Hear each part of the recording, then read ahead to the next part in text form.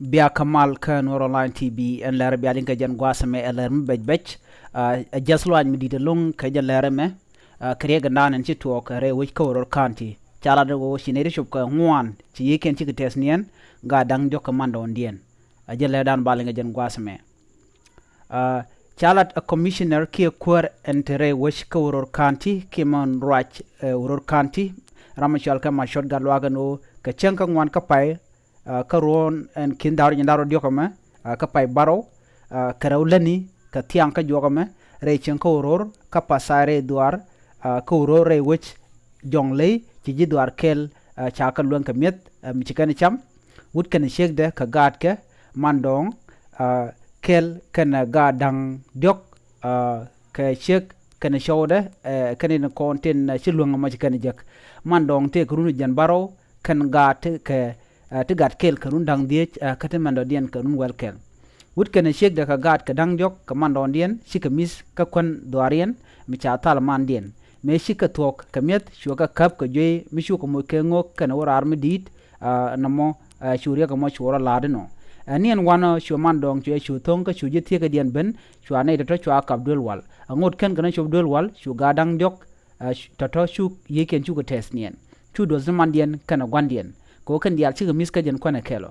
entama gwan gan kan man gan ka dul wal ka pere dundo shush ka long lo ken panken be ka kwana ni kana cham ko jen kwan trade te ka long an kwana ji kana cham man luɛŋ ka kana ngaj e kwana dien kia kwan mutede re kwan an kwana kana cham ka long mutede te tino chala do kan lo da kana ngaja gwa chala do man chen kia man gan ajara man natal kwan min luɛŋ naat mi te ka nup kie shwei kie mula ka dan cham ke chak tin chicken ka cham kie kwanan chicken cham kie pure kone chicken ka mat kie pure kone cham tin cha kwan cha tala ka kan lo da kan nga jagwa chala do ba lo da ba je kulo gor ka kor ka mu man gan point de mu kulo pwal ba namo ba je kulo gor muktab dul walan dire wo ka jongle chicken la no cha kim to go cha ga jako de ka ne tin kon ti bene te betam chicken go gor de min naka de kula ngajo yengu kaname charo da de la loj bonyok chala do ko kor gwan mi ci wajen charo do kon chokon to ko mi sikane me je to wa wa to go metar chuna naka pasai wa ka kana jigba an mandana nagna eneme gorke jengo de loda de jangach en man nak ne de kon entere we ko uror kamet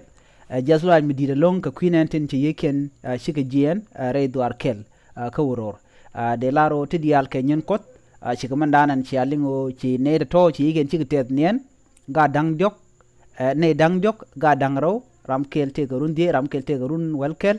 commando dien en te garun de jan baro ci yeken ci long tama en ne de kontre dul wal amandien kan gwandien tin ci dot de ku lang no ko zo panke na kapol ko de kan do badana ci rek ma ci to de ci ngach e do badien na me jere ga dan ci togre wi ko ror mi jiram jilit ke channel biya nyogane ko kien ko